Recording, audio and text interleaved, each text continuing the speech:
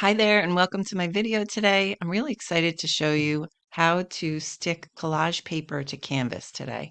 We're going to go through a basic tutorial and it'll be something simple that will help you in your collage adventures.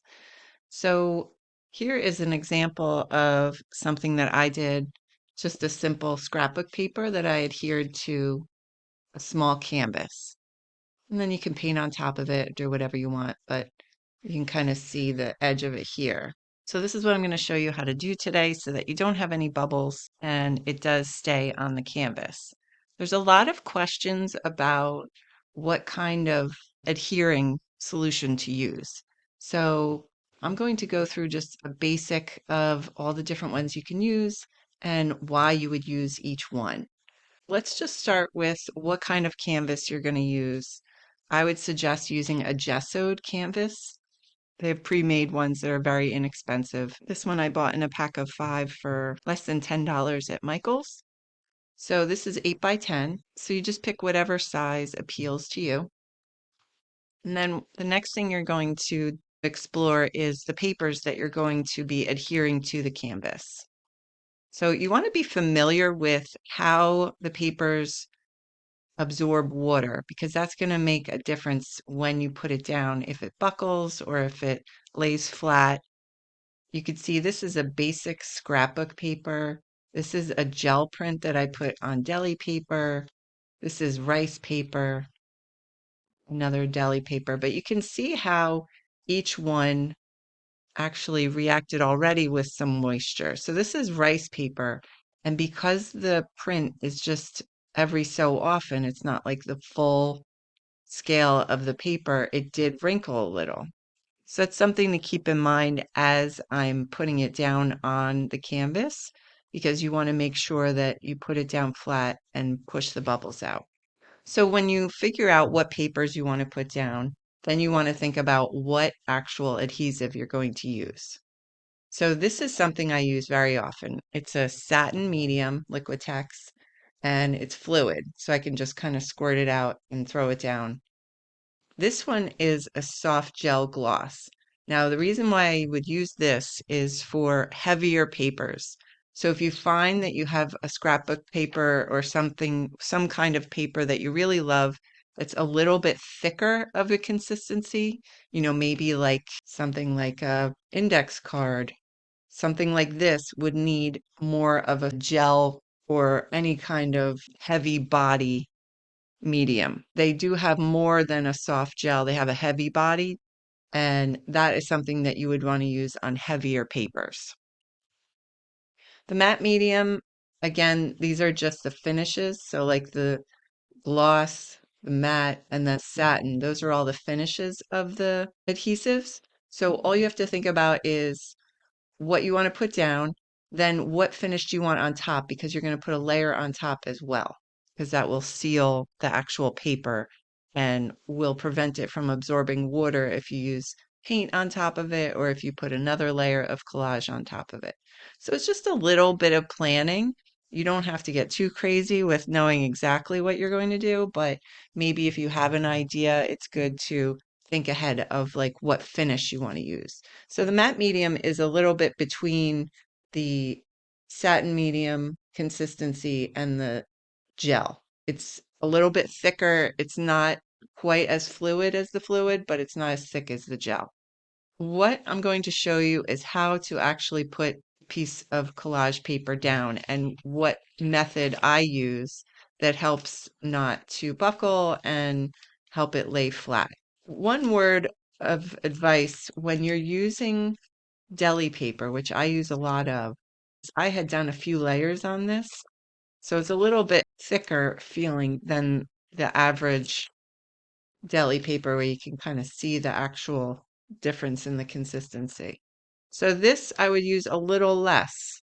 I would use the fluid. This I might use either a little more fluid or I would use the gel. So that gives you an example. This is scrapbook paper. This works really great with the satin medium. And I think a lot of it is also trial and error. You have to think about like what papers you use a lot. And as you get used to your tools and your papers, then you'll just know instinctively what to use. It's a lot of experimenting. Okay, so before we get started, what I try to do is I try to find a book. This is a board book of my son's. I try to find a book that actually fits underneath the canvas because when I'm putting papers down, the canvas is very soft and you want a little bit of a harder surface so that you can actually push down on the paper. So the good thing about this book is it's a little smaller than the canvas. So I can kind of move the canvas around to where the board book is going to give it some support. Okay, so we're going to start with this scrapbook paper. And what I do is just squirt a little matte medium down. Now, let's talk about how you apply the actual medium. This is a paintbrush, this is a foam brush, and this is a spatula. This is a silicone spatula. You can use this for a lot of different things. It's a great tool to have. So depending on your preference, I usually just use a paintbrush. You can use a foam brush. It's easy to cover more area if you have a bigger one. And then the spatula you can use to smooth out. This is also a great tool to use. It's a scraper, and you can just use that to move the glue around or smooth it out on top.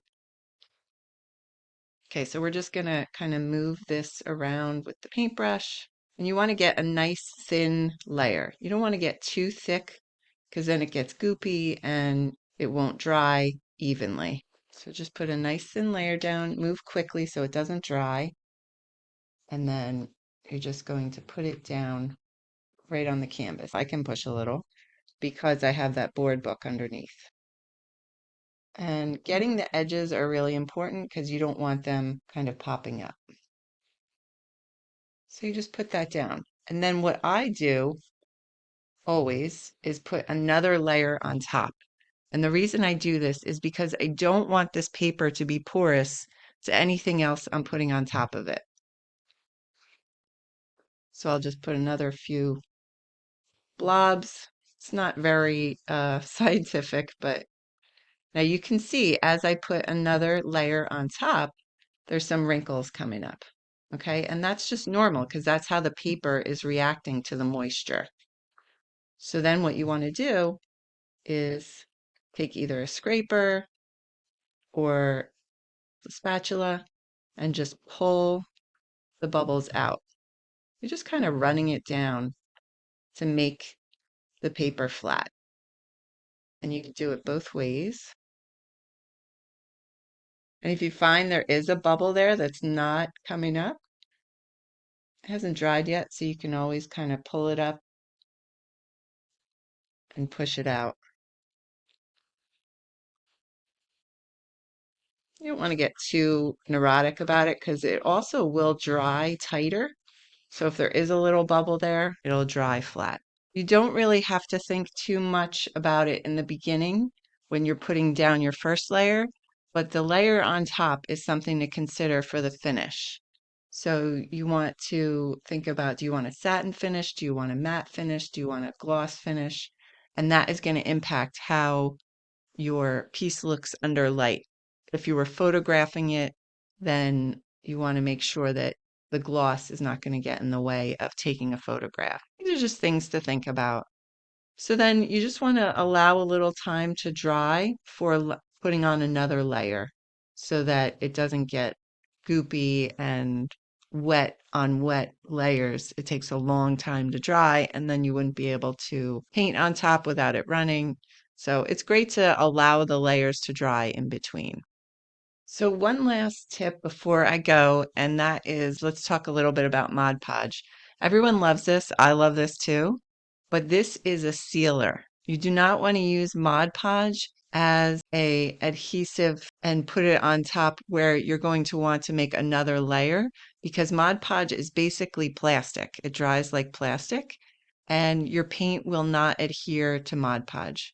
It probably will in a small way, but if you are looking to make layers upon layers of a mixed media piece, you want to save Mod Podge for the end. You can seal it when you're completely finished put a nice thin layer of Mod Podge on top. That would be great. I would not use it in the layers because it would be difficult to put other mixed media substances on top of it, like pencils or paint or wax crayons. It does not behave the same as a regular medium.